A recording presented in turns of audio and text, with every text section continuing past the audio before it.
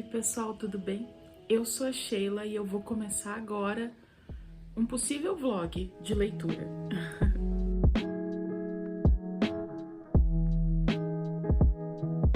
O livro que eu vou ler é A Christmas Carol, do Dickens.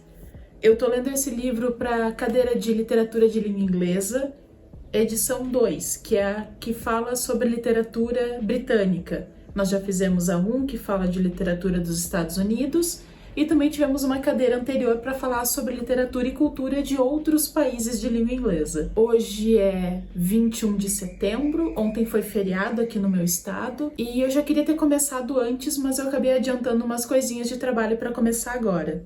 Eu tenho planos de ler esse livro em mais ou menos uma semana. Eu vou ler ele usando um audiobook, que é um recurso que eu tenho usado para esses livros maiores em inglês e tem me ajudado muito na leitura, porque senão eu acabo levando muito tempo para ler e eu vou me perdendo durante a leitura. E é interessante ler ouvindo. Para mim, pelo menos, tem sido um ótimo recurso. Ele é um livro bem fininho, tem 100 páginas e eu já li ele em português. Eu amei a história. Eu gosto muito desse autor, eu já li também o Grandes Esperanças dele e eu quero ler outros livros quando eu tiver tempo. Agora são quase 5 horas da tarde, eu já fiz a leitura da parte de hoje e muita coisa aconteceu antes disso, eu vou mostrar para vocês agora.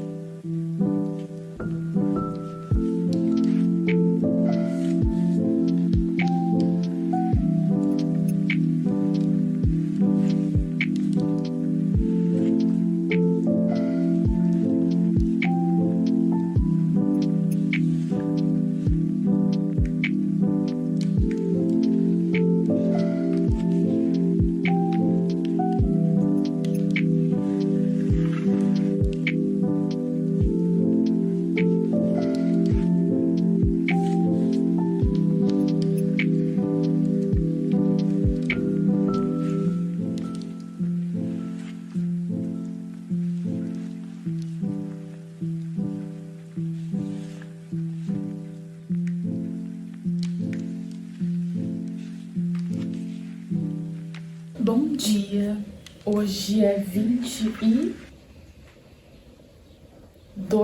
de setembro, um domingo, e eu já tô aqui de manhã no meu escritório para continuar a leitura do A Christmas Carol, do Dickens. Ontem eu consegui ler todo o primeiro capítulo, me surpreendi, na verdade, eu não imaginei que eu leria todo ele. Por mais que seja curto, eu não quero fazer essa leitura de uma maneira rápida, porque como eu vou precisar apresentar este livro, então eu preciso pegar os detalhes dele E mesmo eu já conhecendo a história por ter lido em português, eu percebi algumas diferenças da tradução que eu li pro livro que eu tô lendo agora no original. Inclusive, uma das diferenças que eu percebi é no horário da visita dos fantasmas. Quando o sócio falecido do protagonista avisa para ele que os fantasmas vão aparecer. Ele fala, expect the first tomorrow, when the bell tolls one.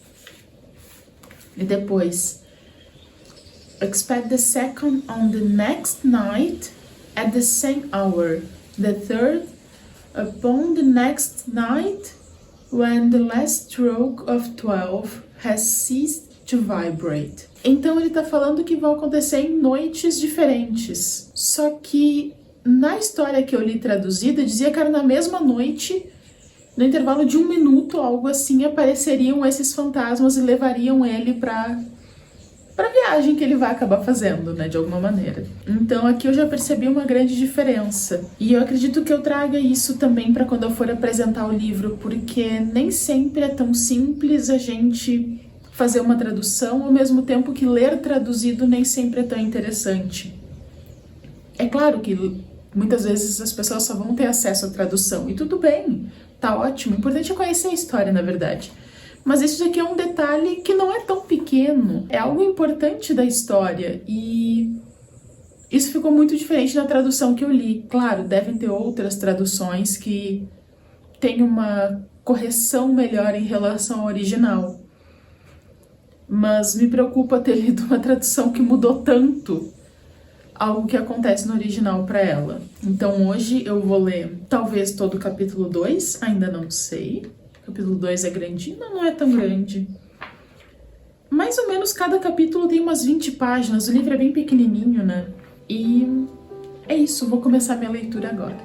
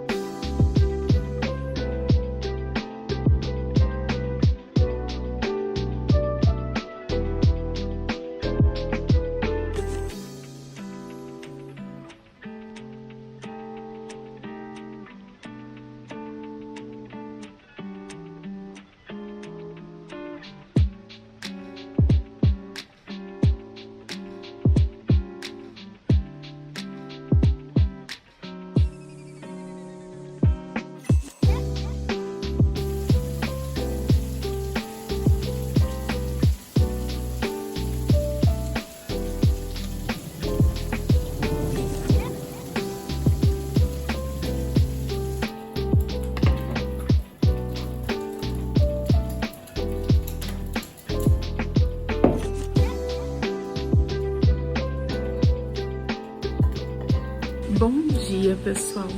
Hoje é dia 23 de setembro, segunda-feira. Tá chovendo muito aqui na minha cidade, tá bem escuro. Eu tive que ligar a luz aqui dentro porque não tem como ficar sem nenhuma luz ligada. Agora são 8 e pouco da manhã. Eu só vou trabalhar de tarde, então eu vou aproveitar amanhã para ler. Antes de começar a leitura, eu queria falar sobre o capítulo 2 do A Christmas Carol, que eu li ontem. E nesse capítulo a gente tem a visita do primeiro fantasma, que é o fantasma dos natais passados. E ele vai mostrar coisas que aconteceram no decorrer da vida do Scrooge. E eu fiquei pensando sobre o quanto a gente muitas vezes julga o presente das pessoas sem conhecer o passado. É claro que tem gente que é ruim, mas muitas vezes a gente só encontra uma parte da pessoa e uma parte do presente dela. A gente não tem como conhecer tudo sobre as outras pessoas e às vezes esse conhecimento parcial nos faz julgar de uma maneira errada. É claro que não justifica a forma como ele se tornou ranzinza depois de mais velho, mas a gente entende que é uma construção de uma vida inteira. E às vezes a gente se pega no momento presente pensando como a gente chegou até aqui. Porque a gente sempre chega. Mas como a gente construiu isso e dentro daquilo que a gente não quer permanecer, como mudar? É difícil, né?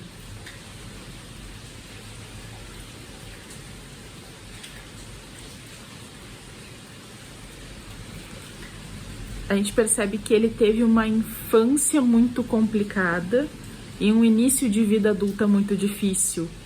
E depois, mesmo ele encontrando pessoas que pareciam mais legais com ele, ainda assim não foi o suficiente. Ainda assim, outras coisas moveram ele mais do que tentar ser alguém bom. Bom, enfim, dentro das limitações do livro, mas a gente entende, né? Bom, agora eu vou aproveitar para fazer a leitura do 3º capítulo. E eu tinha outros planos para hoje, essa chuva não estava nos meus planos, mas é o que temos.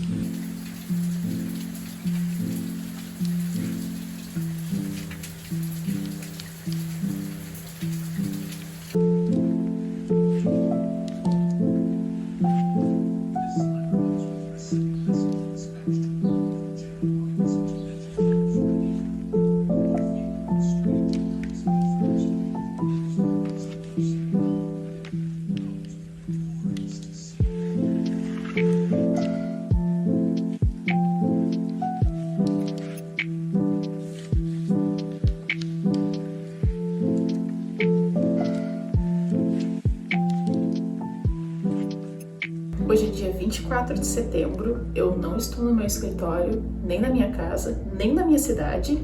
Hoje eu estou em Porto Alegre porque eu vim para um evento que eu vou participar amanhã e quinta-feira. É um evento sobre literatura gaúcha e nesse evento eu vou aproveitar para fazer uma apresentação oral do meu trabalho de conclusão. Mas isso é assunto para o vlog que eu já estou gravando enquanto a gente está gravando aqui, e que vai ao ar depois deste vídeo sobre este livro. Voltando à leitura, eu vou ler agora o 4º capítulo dele e provavelmente amanhã eu já vou ler o 5º e terminar o livro.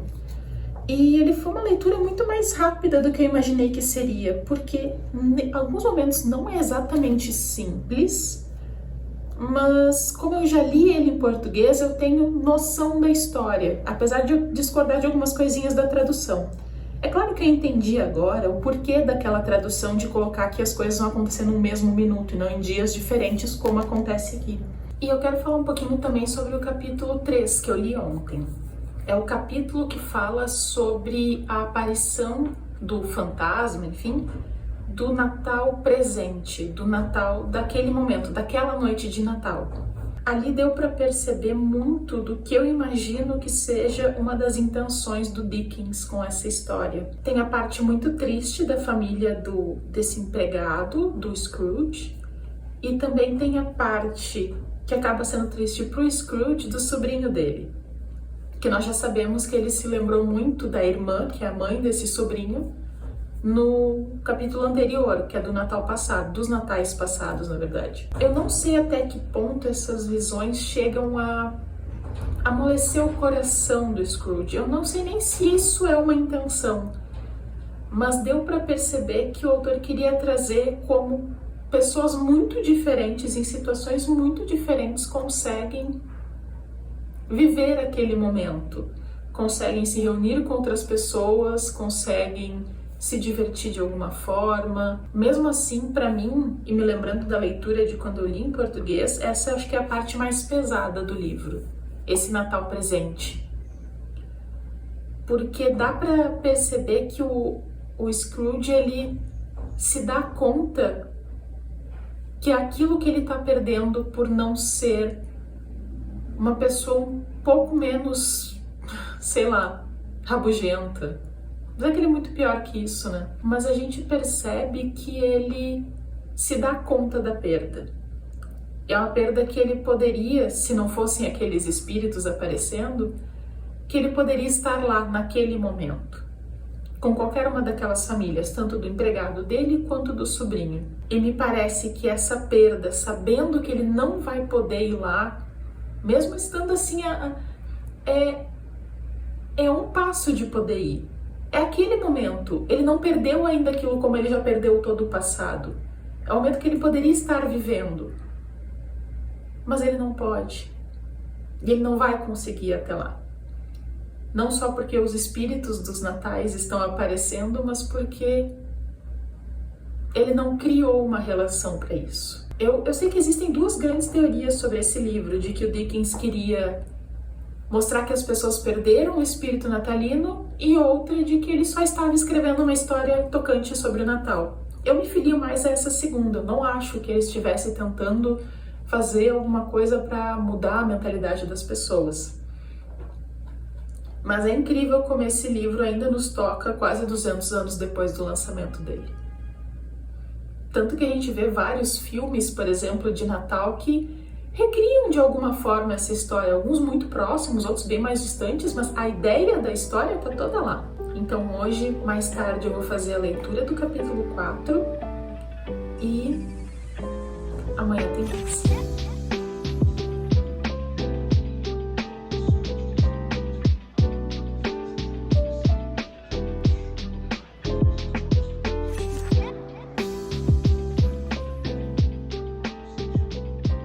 Bom, pessoal, hoje é 25 de setembro, uma quarta-feira, e eu terminei o livro do Dickens. O último capítulo eram só 10 páginas, então foi muito rápido para terminar. E eu não gravei muita coisa porque tá chovendo muito aqui em Porto Alegre. Sobre o final do livro, tanto o capítulo 4, que é do espírito dos natais futuros, e o capítulo 5, que é um fechamento só bem curto da história. Me parece que a visão do futuro, de um futuro solitário, em que ninguém se importa mais com ele, em que ele vai ficar efetivamente sozinho e as únicas coisas que vão ficar dele são os bens materiais que vão ser dilapidados, me parece que essa visão faz ele terminar de perceber o quanto a vida que ele leva não é legal. É claro que a gente precisa colocar na balança o quanto isso foi escrito para a época do livro. Então, talvez hoje nos soe muito inocente, ingênuo, mas ainda assim, quando a gente vê as releituras que foram feitas, principalmente de filmes, a gente entende quanto a gente consegue recolocar na nossa realidade. E é possível fazer esse exercício com esse livro aqui. De um modo geral, eu sigo com a mesma opinião do início, que ele vai falar alguma coisa sobre religião, mas não é um livro religioso, ele não está tentando propagar o cristianismo, ele só está colocando as coisas que são da realidade dele. Ou seja, ele está usando eventualmente palavras e ideias que são consideradas cristãs, religiosas, porque é o parâmetro que ele tem para isso. Não quer dizer que ele esteja sendo religioso, e sim que o jeito de falar aquilo, de dizer que algo é certo ou algo é errado, é usando essas palavras que acabam também tendo um cunho religioso. Talvez ele tenha também esse cunho religioso, mas não me parece que seja o que ele quer dizer aqui.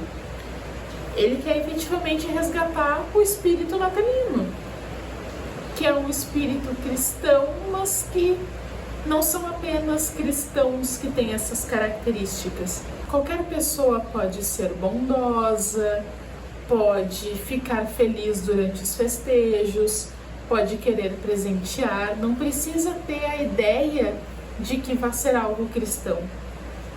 Eu tô pensando muito em como eu vou apresentar esse livro, porque eu li ele para disciplina, como eu falei lá no início, e eu tenho que apresentar a história.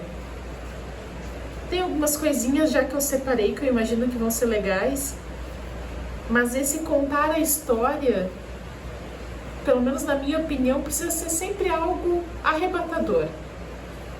Porque contar histórias é algo legal, eu gosto muito de fazer isso. E mesmo que eu tenha que apresentar em inglês, o que vai ser muito difícil, ainda assim eu sinto que eu preciso trazer elementos que vão ser muito mais legais e que vão trazer as pessoas para a história. Porque é óbvio que só essa leitura aqui, ela parece muito ingênua. Mas se a gente consegue colocar os elementos que fazem parte dela e que hoje a gente compreende como sentimento de Natal, aí a leitura fica com mais sentido. Então esse foi o vlog possível de leitura de A Christmas Carol do Dickens. Até mais!